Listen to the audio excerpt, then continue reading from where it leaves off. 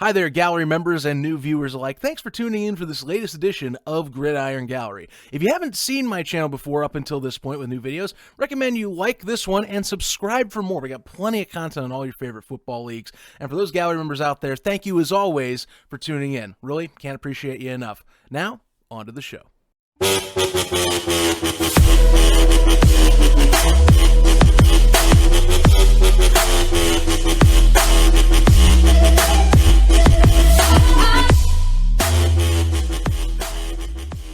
Joining me today on the Gridiron Gallery podcast, I have the pleasure to be joined by special guest Michael Birdsong.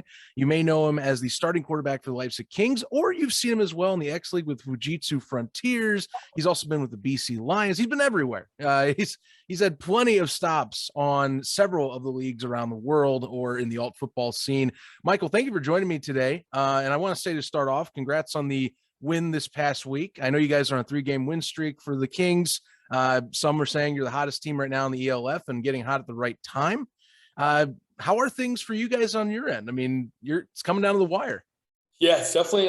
We made it interesting on ourselves, starting off the way we did to start off the season, the first half. But yeah, you're right. We're playing really good ball right now. We're on a 3-game, win streak. But like you said, we got a game this week that we can really see how good we are. The teams we've beaten the last go around, we've beaten Berlin, we've beaten Stuttgart, we've beaten Cologne, all of which teams that we either beat the first go around and we lost to by, very few points without having myself and other starters playing. So in my eyes, those are games we should win.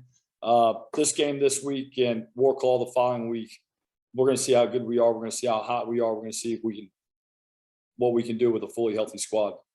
Right. And we will definitely touch on that. And especially that I will retouch on the first Cologne matchup since, kind of one of those kick in the rear type of things you look back on. But in the meantime, every player I have on, I gotta talk the backstory, just kind of the journey and look kind of preparing for this show. It's not only crazy how your college experience was such a 1 to 2 to 3 different place type of kind of move, but also just after that, you've been to many of the spots that I talk on this show as well. Would you like to jump into that, or at least start off? Where did the story begin? How did the passion for the sport for you begin, at least? No doubt. I think obviously growing up in the States, small town Virginia, football was everything. Started playing at 5 years old. Football, baseball, basketball, everything all the way through high school. Went to James Madison University on a scholarship coming out of high school. Was I think I was the only freshman that year to play and to get, playing time, and even started a game in there, maybe 2 games in there. The next season I started the entire season at James Madison, had a solid year. I was a true sophomore. It was my first real game experience. There was definitely some, things to learn and things to correct. But overall, I was a pure gunslinger mindset then. I threw touchdowns, but I would also throw it away to the other team a little bit too often. After that season, our head coach ended up getting fired, Mickey Matthews. New coaching staff came in, and they kind of changed up the whole regime, changed the offense, brought in another quarterback who would fit their offense a little bit better. Fortunately, I had a good year the year before, and I had opportunities and scholarships to transfer out to different universities. So I decided to go to Marshall University, which was an upgrade at the time for sure, going from FCS to FBS. Got to Marshall, sat out for a year. I was able to burn my redshirt year in that year of transitioning. Won the starting job going into my junior year. Started the first 2 games, beat Purdue in the opening game, got banged up pretty good. Next game, we lost to Ohio. I got banged up even more. And then, I was basically out for the next 6 to 7 weeks. And a true freshman came in by the name of Chase Litton, and he completely tore it up. I think he went on a 6 or 7. He won every game, or they did throughout that stint. So, when a true freshman comes in and plays like that, you're not going to get that spot back. And deservingly so. The kid balled out. So my final year, I graduated from Marshall University. Everything was great. Transferred to Tennessee Tech, back down to FCS level. Had a great experience there. I was working on my master's. It was all online, so I could really just focus on football. Was getting a lot of film time in. Marcus Satterfield, Just Scotty, Derek Carr, all those guys really were intensely involved in the development of my mental game. It was statistically my best season as far as just, being what's the word? Just being, precise and not having many screw ups and throwing interceptions, all that stuff. So It was less of the very gunslinger mentality, maybe. correct. Less of the gunslinger mentality, more being efficient. Knowing when to take your shots, knowing, when, hey, let's just check it down, stuff like that. So that was really beneficial. I think that catapulted me into, having a chance to go try out with the Seattle Seahawks, with the New Orleans Saints, and then eventually, none of that actually worked out, unfortunately. But then I signed with the CFL in Canada, went to the BC Lions, which was a unique opportunity. The Canadian game is it's a tough one to grasp mentally, especially when you've been playing American football for so many years. People think, oh, it's just a little bit wider and a little bit longer, but you add a 12th guy on offense and defense with all the motioning, and you lose it down. I mean, it's a Right. bit of a process if you're not truly prepared for it. And I was not mentally prepared for that much of a shift in that game. But after that, fortunately, the X League called me. Coach Greg Gregory got me out there to Fujitsu along with some other staff, but he was my main contact for sure and convinced me to get out there. And that was just a great experience to go out there to play in the X League, one of the world's best leagues outside of, in my opinion, outside of the NFL and the CFL. They probably are the next best one. So that was just a great opportunity to go out there and play at a high level. I got put into a good situation. I joined, the best team in the league at the time. They had just won 2 championships. We went on to win 2 more. Unfortunately, we lost the last one I was there for this past season, the COVID season, but you can't win them all. I think I went 19-1 there. Unfortunately, the last one was a loss, but Yeah, you had a heck of a career for the Fujitsu Frontiers. That's one thing that actually brought me on to conversation with you before the ELF as well. okay. And I guess I'll let you finish this story. So when did the transfer from the X League to ELF happen? I know you yourself and a few others from the league itself kind of made the jump and made a bit of headlines, at least from AFI and a few others that were X League or X League at least fans and those that promote the league itself. No doubt. So for me, my wife is, she'd been following me around there for a little bit, and she'd kind of put her foot in the ground. It's like, hey, it's time, we got to get back to a little bit normal of a living here. So she is actually going to law school now, and the Japan season, you got to be out there 9 months out of the year. I can't commit to that anymore. Being out of the country that long. The good thing about the ELF is their season happens to run from May to late September, meaning her summer vacation lines up with it. So she can be over here. She just went back to the States. Oh, that's good. She's been over here the whole time. So it just lines up a lot better for me personally. I think for the other guys, I know Omi, my teammate, who's obviously a huge player in the X League for IBM. His main factor was he just wanted to experience something other than Japan, and experience different cultures in a different league. And a different caliber of players, In Japan, it's Fujitsu, Obit, Panasonic. Yeah. Those are the 3. And everybody knows they're the powerhouses. They're going to be in it to win it at the end of the day. IBM might squeak in there every now and again. But at the end of the day, it's those 3. And I think Omi and myself, the frustration grew. You always knew what was going to happen. In this league over here, there seems to be a little bit more balance. There's a little bit more ebb and flow between teams. I mean, you had Barcelona and Berlin, who have not great records right now, almost knock off Hamburg Sea Devils in, within a 2 to 3 week span. You get Warklaw, who was 3-4, knocks off Hamburg. Frankfurt's obviously the shining star right now in the league, in my opinion. They're playing great ball on every side of the ball you can. They got really good talent. So, but Right. this league, it seems to be there's more. I mean, even Leipzig, we went from 1-4 to 4-4 like that. And now I agree, we are a very hot team right now. We'll see how that carries this week. But I think the transition from the X League to the ELF, I know speaking for myself, it was pure logistical reasons. I needed, the time. But I was excited when I had heard about this league in December. I was still in the X League. I knew then that this was where I wanted to come because I wanted a different challenge as well. Okay. So far it's been challenging. It's been fun. And the talent level and everything has been, much better than I had ever thought it would be in year 1, obviously. Yeah, and I've been wanting to ask you, I've asked most of the players that have been in the ELF that I've had on the show already. A lot of the guys that analyze the league, especially the international community, as I've been talking more with those, it's always about where's the level internationally. Now, the NFL obviously gets its own pass because it's already that crown. So even the CFL, you can argue, it gets its own because it's like, all right, we know it's number 2. After that, it's like everything's fair game. We start arguing a little bit. Maybe most people go to Japan, but some argue Germany.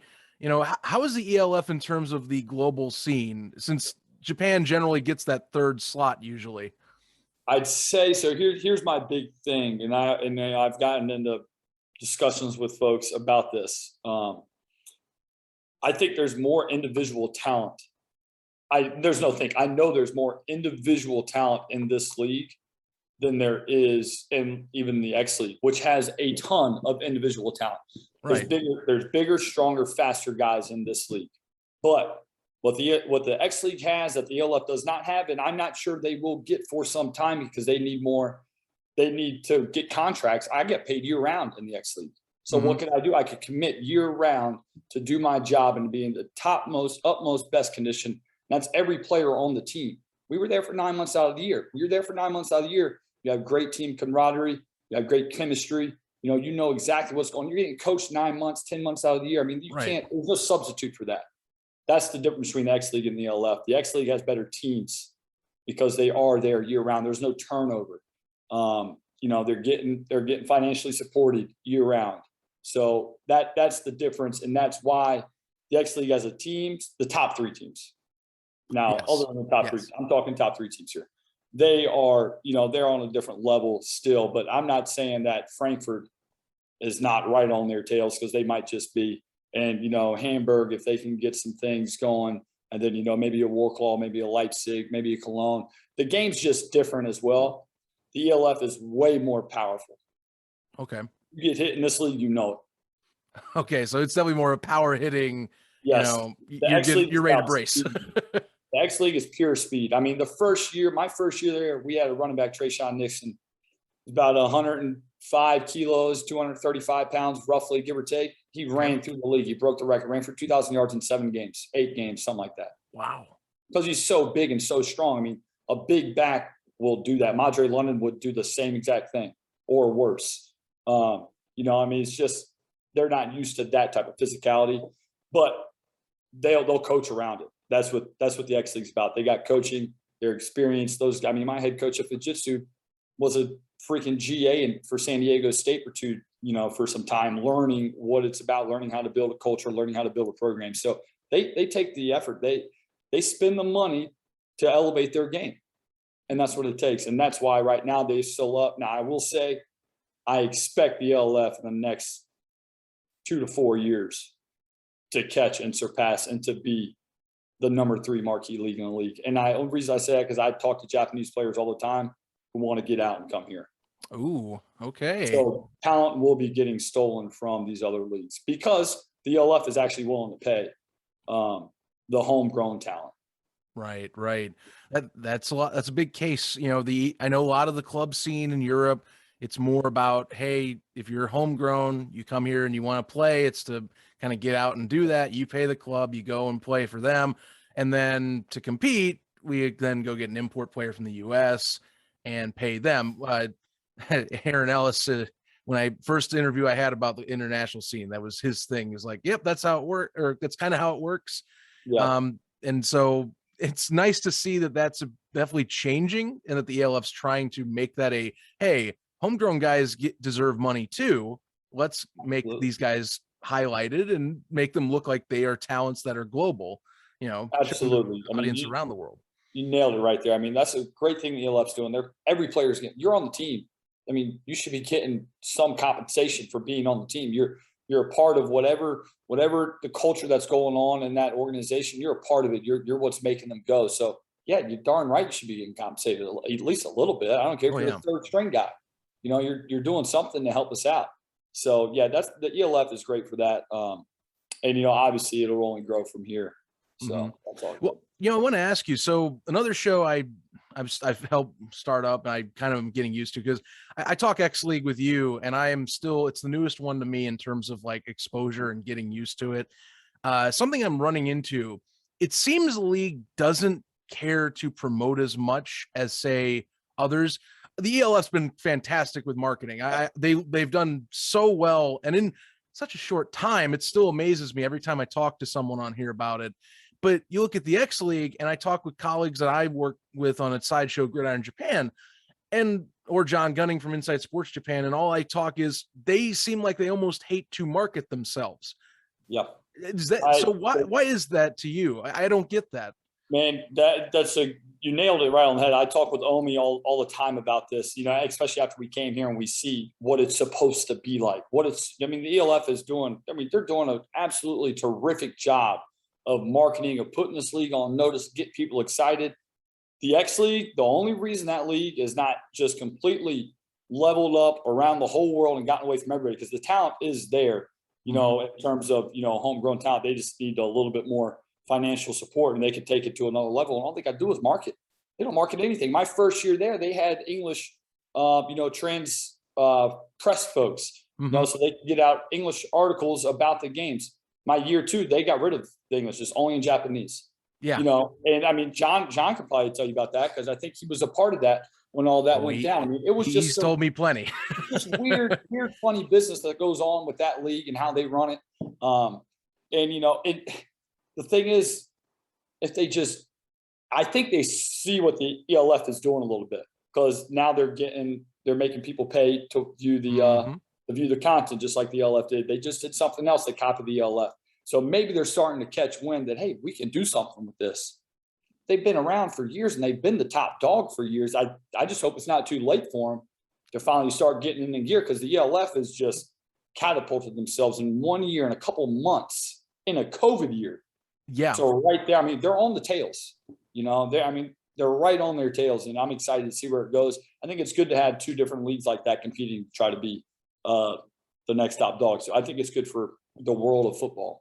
Sure. And the global aspect of football has been growing. I think there's no doubt about it. The ELF is been a symbol of that and what it's trying to do. I know a lot of many people in the States, when they heard about like the Sea Devils coming back and say Frankfurt, the first thought's NFL Europe. But then of course you look deeper, it's borrowing those logos, but it's more to help with exposure. We're our own separate thing. We just got a clearance from the NFL to use that. And hopefully when expansion comes next year, as we're hearing, like say London, I want the Monarchs back. There's talk, at least I've heard talks of Rhine Fire possibly being announced later.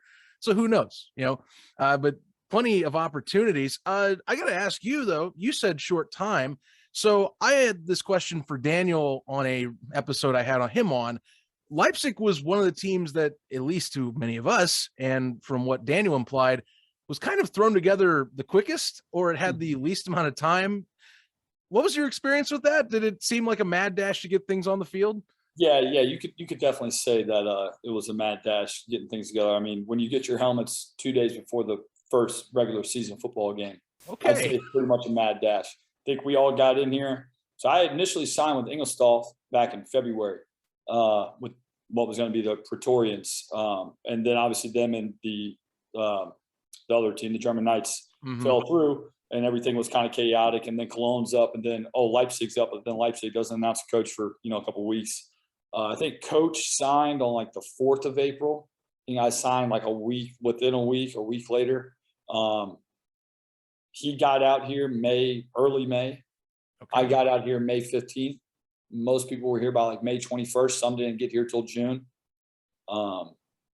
We had a few practices. Again, no helmets, no shoulder pads, no contact. People want to talk about, we started off 1-4. We got banged up quick because we never had any contact. We go into the first game against a pretty physical Berlin team. They got a heck of a defensive line. Into the secondary, you got Jamal and Maxime back there. They'll be willing to lay the boom on anybody. So you got that, and then you got Warcall the next week. We get banged up quick right off the gate. We lose myself by week 3. We lose Dion, which was huge. Losing Dion, in my opinion, was probably more important than losing me, because he can lock down a side of the field. We have Dion versus Warclaw, Stuttgart, or Cologne. I don't know if those games go down the way they go, just because I feel so strongly at him and his capabilities to, take away a side of the field. Satavius Jones, one of the best receivers in the league, and he runs with them all day. Now, Satavius is going to get one every now and again because the guy's a beast. But the fact that, we got a guy who can even match with him is just awesome. So, we got banged up there really good. And obviously it wasn't just me and him, Olaf. I mean, we played Cologne the first go around. We were missing every single starting linebacker we had against the best running team in the league. Aslan and Lance were playing on pulled hamstrings. I mean, we were just so banged up because we had no time to prepare. Fortunately for us now, we're pretty healthy right now. We've kind of gotten all the camp stuff out of the way. I mean, we've only been together 2.5 months, 3 months, maybe. Yeah, the way you put the timeline, that seems about right. Maybe 2.5 closer months. to 3 now, but yeah. Closer to 3 now. We're working on 3, but we've only been hitting for 2.5 months at most. I mean, so in reality, we're kind of getting into close to a mid-season form, even though it's at the end of the season. So yeah, to say it was a mad dash to start things off there, that would be an understatement in my opinion. It was hectic. It was crazy just trying to get guys in, trying to fill in. And we had our tryouts to sign all of our G's on May 15th. And then we had one more the week later. So it was pretty crazy. I do not envy that position, but also the fact you guys are even sitting 4-4 right behind Warclaw, by the way, which for a team that started out as hot as they did, now not to take away because they're scrappy and they obviously were the best Polish team to come in. It's definitely been the fact you guys are in this position right there is something impressive. Only thing is you got to get over Hamburg and then you have to play them to then have a shot to qualify for a playoff berth. You were not, from what I understand, you were not in the game, the first matchup against Hamburg originally this season. So you might have had some time, look over some tape. What makes Hamburg stand out as one of the top competitors, at least, that makes them like almost a bully? They're kind of a bully in the ELF in terms of how they play defensively and how they try to control the game to where it's their pace. Yeah, definitely. I mean, that team was built for their defense. I mean, you just look at the front four of their defense. I mean, they get after the quarterback. They get after the offensive line. They don't really have to do anything fancy in the secondary because they know their D line is going to get to the quarterback before he can throw anything deep. It's honestly, it starts with their D line and it ends with their D line, in my opinion. I mean, they got some good talent in the secondary. You got Rogers over there, 23. And they brought in some new guys. I think they brought in Slayer,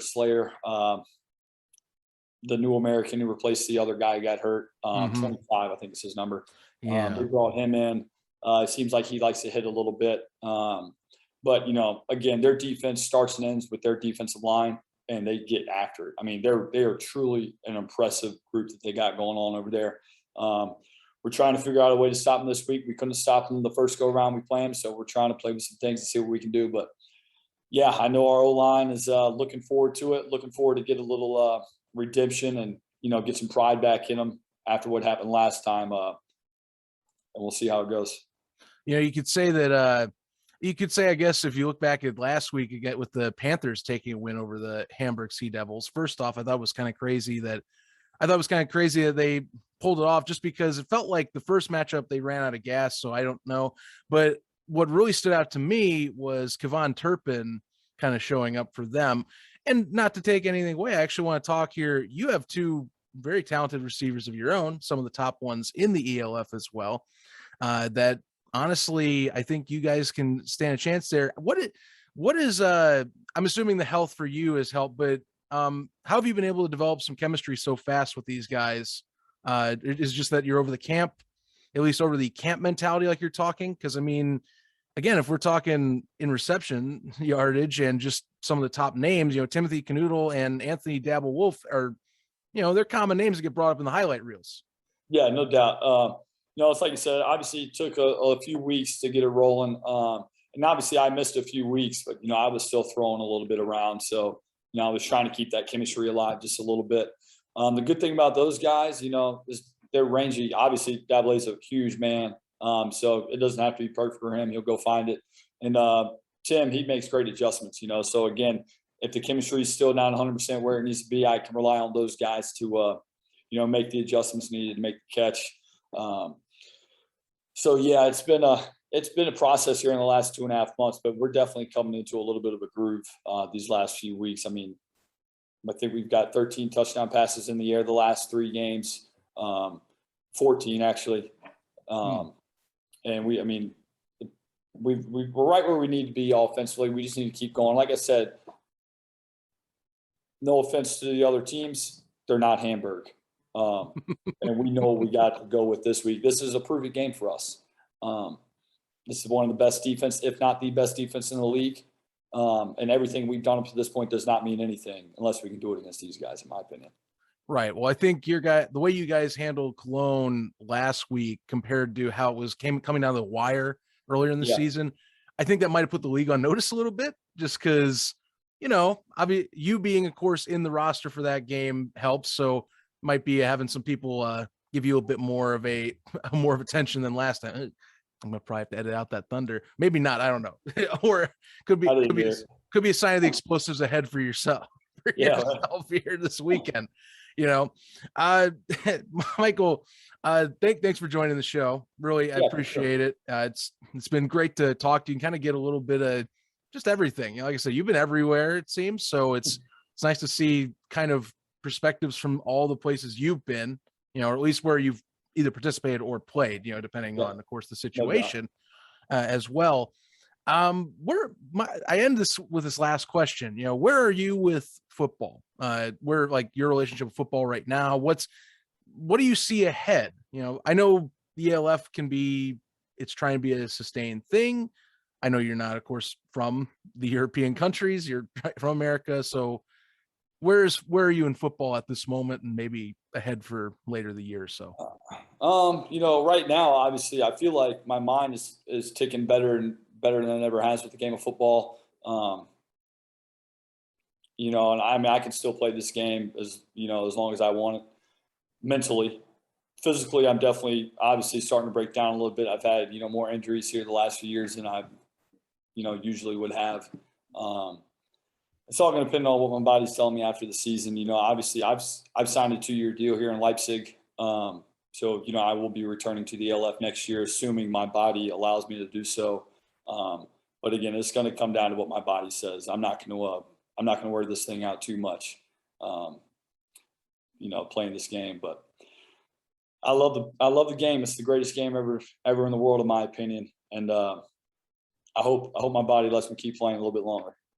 Well, we hope to see you much more next year, and you get a full season under your belt next year too.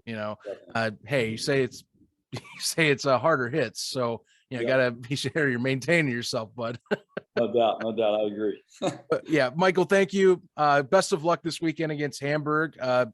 Hopefully, we'll get to talk about you and you guys and the Panthers getting together for a playoff matchup. So we'll see. Best of luck. Appreciate it. Thank you, man. The Gridiron Gallery podcast. New episodes every Friday on your favorite podcast platforms, YouTube, and premiering first, as always, at 11 a.m. Eastern, 8 a.m. Pacific, only on unhingedsn.com.